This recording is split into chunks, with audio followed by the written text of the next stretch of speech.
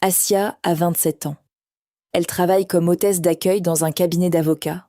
Tous les matins, elle accueille les clients avec un grand sourire. Elle répond au téléphone, prépare les salles de réunion et aide les avocats quand ils en ont besoin. Elle aime son travail, mais ce qu'elle préfère, c'est le théâtre. Depuis plusieurs années, elle fait partie d'une petite troupe de théâtre. Dès qu'elle termine sa journée de travail, elle rejoint ses amis pour répéter.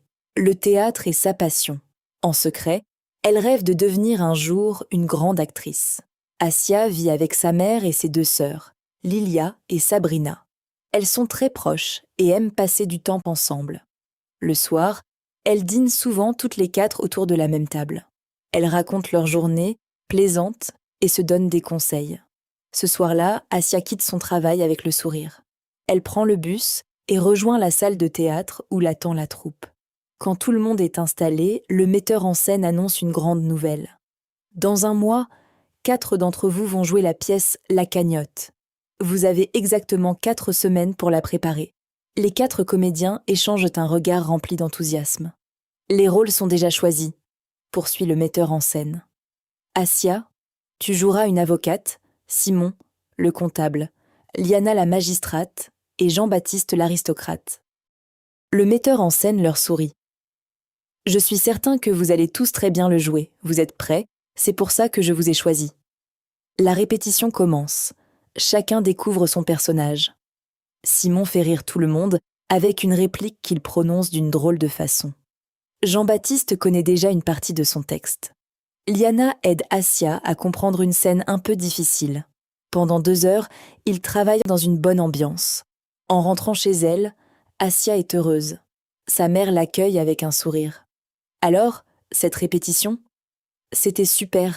Nous allons jouer La Cagnotte dans un mois. En plus, j'ai l'un des rôles principaux. Je joue une avocate. Quelle bonne nouvelle. Lilia et Sabrina la félicitent aussitôt. On viendra te voir, dit Sabrina. Bien sûr, dit Lilia. On sera au premier rang. Assia sourit. Elle est impatiente de commencer les répétitions. Cette nuit-là, pourtant, quelque chose change. Elle se réveille tôt, le cœur qui bat vite. Elle sent une boule au ventre. Une pensée revient sans arrêt dans sa tête. Dans un mois, je vais jouer devant un vrai public. Elle paraît fatiguée. Sa mère le remarque immédiatement. Tu as mal dormi? Oui. Je crois que j'ai peur de la représentation. Sa mère lui prend doucement la main. Tu sais, c'est normal. Même les plus grands comédiens ont le trac avant de monter sur scène. Assia essaie de sourire, mais elle reste inquiète. Les jours passent. Au travail, elle pense souvent à la pièce. Le soir, elle relit son texte, mais elle a du mal à se concentrer. Parfois, elle s'arrête au milieu d'une phrase, parce qu'elle imagine le public en train de la regarder. La nuit, elle se réveille en pensant qu'elle a oublié toutes ses répliques. Petit à petit, elle commence à douter d'elle-même. Les répétitions continuent. Un soir, après la répétition, Jean-Baptiste s'approche d'elle. « Tu as l'air préoccupée. Est-ce que tout va bien ?» Assia hésite quelques secondes avant de répondre. « J'ai très peur de jouer devant le public. » Plus les jours passent, plus cette peur grandit. Liana, qui a entendu la conversation, les rejoint. « Tu sais, il existe des techniques pour diminuer le stress. »« Lesquelles ?» demande Assia. « La respiration, par exemple, et aussi la relaxation. Beaucoup de personnes les utilisent avant de prendre la parole en public. » Jean-Baptiste ajoute « Ça ne fait peut-être pas disparaître complètement le stress, mais ça aide à mieux le gérer. » Assia réfléchit quelques instants. « D'accord, merci. Je vais me renseigner. » En rentrant chez elle, elle raconte cette conversation à sa mère. Sa mère hoche la tête. « Oui, c'est vrai. Tu te souviens du voisin ? Il avait très peur de passer son permis de conduire. Il est allé voir un sophrologue. Il l'a aidé à maîtriser sa peur. Ils ont fait des exercices de visualisation et de respiration. Ensuite, il a obtenu son permis. » Assia écoute attentivement. Madame Luigi, la sophrologue, explique à Assia. Puis elle lui répond avec bienveillance. « Beaucoup de personnes vivent la même chose. Nous allons travailler ensemble pour que cette peur prenne moins de place et la transformer en énergie positive. » Pendant cette première séance, Madame Luigi lui propose de lâcher sa peur avec des exercices de relâchement musculaire et de visualisation. En quittant le cabinet, Assia se sent déjà plus légère, avec un poids en moins. Le soir, elle s'endort rapidement car elle fait confiance à Madame Luigi. C'est une femme douce, joyeuse et très pédagogue.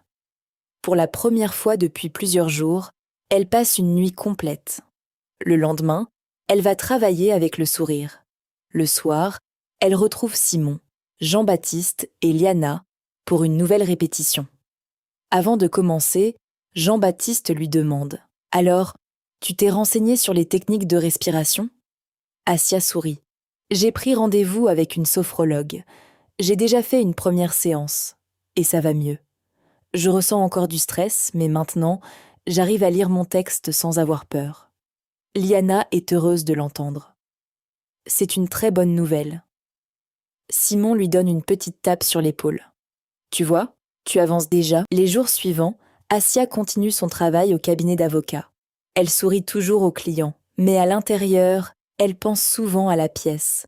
Pourtant, quelque chose a changé. La peur n'est plus là, mais elle ressent toujours un stress avec une petite boule au ventre. Le soir, elle retourne au théâtre avec Simon, Jean-Baptiste et Liana. Ils répètent encore et encore. Parfois, Simon se trompe dans une réplique, et tout le monde rit. Ces moments détendent Assia. Elle commence à retrouver un peu de plaisir. Un soir, après la répétition, Liana lui dit « On voit que tu es plus calme qu'avant. » Assia répond avec honnêteté « Oui, c'est vrai. Je suis encore stressée, mais je n'ai plus peur. » Jean-Baptiste ajoute « C'est déjà un grand progrès. » Quelques jours plus tard, elle retourne voir Madame Luigi pour sa deuxième séance. La sophrologue l'accueille avec bienveillance. « Comment vous sentez-vous depuis la dernière fois ?» Assia hésite un instant. « Je ne ressens plus de peur, mais je suis stressée juste en pensant à la représentation. » « C'est normal, » répond Madame Luigi. « Aujourd'hui, nous allons travailler sur quelque chose d'important, le calme intérieur. » Assia s'installe confortablement. Madame Luigi lui demande de fermer les yeux et de respirer lentement. À chaque inspiration, imaginez que vous inspirez du calme. À chaque expiration, vous relâchez le stress. Assia écoute, se concentre, respire. Petit à petit, son corps se détend. Ses épaules descendent, son visage se relâche. Elle sent une sensation nouvelle, comme si son corps devenait plus léger. Quand elle ouvre les yeux, elle est étonnée. « Je me sens plus calme, » dit-elle doucement. « C'est normal, vous venez de changer votre état intérieur, » répond Madame Luigi. Faites cet exercice chez vous autant de fois que nécessaire. En sortant du cabinet, Assia marche calmement dans la rue. Elle regarde les gens autour d'elle, les voitures, le ciel. Elle a l'impression de marcher sur un nuage. Le soir, elle raconte sa séance à sa famille. « C'était incroyable, » dit-elle. « Je ne me suis jamais sentie aussi détendue et calme de toute ma vie. » Lilia la regarde avec intérêt. « Tu crois que ça marche vraiment ?»« Je ne crois pas, je le ressens, essaie avec moi et tu verras. » Sabrina sourit. « Tu vas devenir une actrice super calme alors. » Tout le monde rit. 2 semaines avant la représentation, elle va à son rendez-vous avec Madame Luigi pour sa 3e séance. Cette fois, la sophrologue lui propose un nouveau travail. « Aujourd'hui, nous allons renforcer votre confiance. » Choisissez un moment positif de votre vie où vous vous sentiez vraiment en confiance. Assia ferme les yeux. Elle pense à un souvenir précis. Un jour, à la mer, un enfant était en difficulté dans l'eau et elle l'avait aidé à revenir sur la plage. À ce moment-là, elle était restée calme et en confiance. « Revivez ce moment, » dit Madame Luigi, « et laissez cette confiance grandir. » Assia respire profondément. Elle sent la confiance grandir en elle, dans sa tête et dans son corps. Une sensation agréable. Quand elle rouvre les yeux, elle sourit. « J'avais oublié que je pouvais me sentir comme ça. »« Vous pouvez et vous pouvez le retrouver ?» répond Madame Luigi. « Faites cet exercice chez vous plusieurs fois cette semaine. » Le soir même, elle en parle à Lilia pendant qu'elles font les courses. « C'est fou, » dit Assia. « J'ai l'impression de me sentir plus forte. Je me sens remplie de confiance. » Lilia la regarde. « Tu sais, j'ai un examen bientôt. J'aimerais bien faire ces exercices pour me redonner confiance. Assia sourit. On peut les faire ensemble le soir à la maison si tu veux. Une semaine avant la représentation, les répétitions deviennent plus sérieuses. Tout le monde connaît presque parfaitement son texte, mais elle sent le stress revenir un petit peu. Le lendemain, elle le dit à Madame Luigi pour sa dernière séance. Madame Luigi hoche la tête calmement. C'est normal. La représentation approche. Elle lui parle doucement. Aujourd'hui, vous allez vous imaginer sur scène rempli de calme, de confiance, comme les dernières séances. Et vous allez créer un point d'ancrage que vous pourrez utiliser le jour de la pièce. Assia écoute attentivement. Madame Luigi ajoute « Et surtout, souvenez-vous, chaque répétition que vous faites transforme cette situation en quelque chose de familier pour votre cerveau. Ce n'est plus un danger. » Assia ferme les yeux. Elle se voit sur scène, les lumières, le public, son texte, sa voix et surtout son calme, sa confiance. Quand elle rouvre les yeux, elle respire plus librement. « Je crois que je suis prête », dit-elle. Madame Luigi sourit avec bienveillance. Le jour de la représentation arrive. Assia se prépare dans sa chambre. Elle ressent une légère excitation. C'est un bon stress. Liana passe la chercher pour aller au théâtre. « Alors comment tu te sens ?»« Je ressens une légère excitation, mais ça va. Ce n'est pas une peur paralysante. Moi aussi je stresse un peu. Mais ça va, dit Liana. Dans les coulisses, les comédiens mettent leurs costumes, pendant que les spectateurs arrivent. Les coulisses sont maintenant calmes. On entend les derniers bruits du public qui s'installe. Assia est debout avec ses collègues, aucun stress ne l'envahit. Elle se sent calme et confiante. Elle est prête pour sa représentation, elle a travaillé dur pour ça.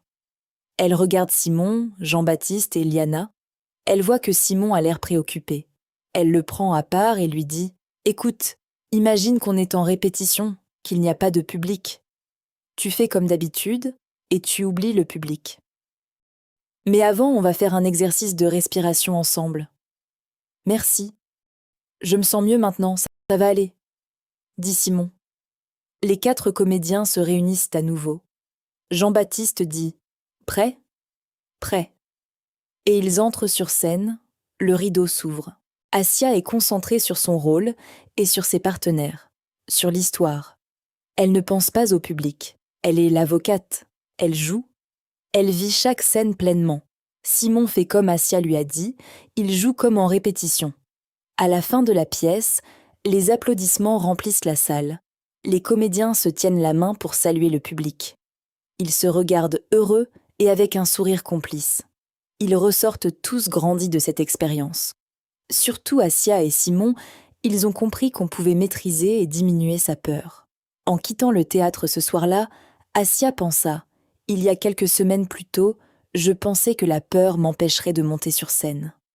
Aujourd'hui, je viens de me prouver le contraire. Je vous propose maintenant de relire l'histoire avec moi et de répéter chaque phrase à voix haute. Elle avait les outils nécessaires lorsqu'on apprend la langue ou le stress. La répétition est essentielle. Son rêve de devenir un jour pour assimiler le vocabulaire, lui semblait la grammaire, pour la première fois et la conjugaison. Un peu plus proche. Maintenant, voyons. Je vous propose maintenant de relire l'histoire avec moi et de répéter chaque phrase à voix haute. Je vous propose maintenant de relire l'histoire avec moi. La répétition est essentielle à voix haute. Pour assimiler le vocabulaire, langue, la grammaire, la répétition est essentielle.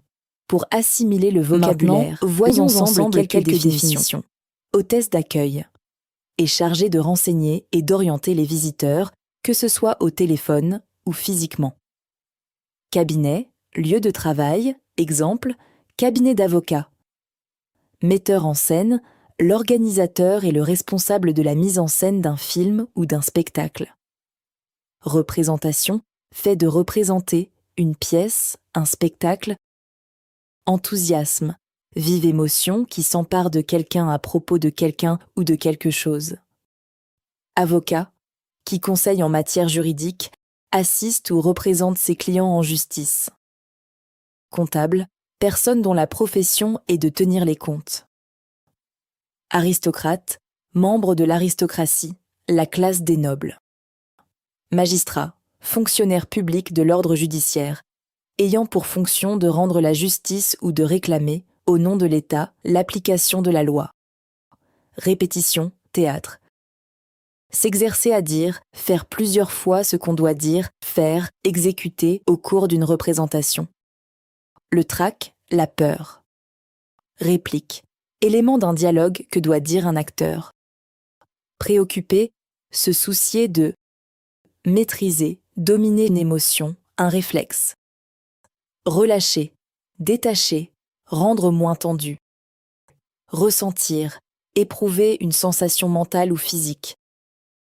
Étonner, ressentir, manifester de la surprise. État intérieur, état émotionnel dans lequel se situe une personne. Peur paralysante, qui empêche d'agir, de bouger.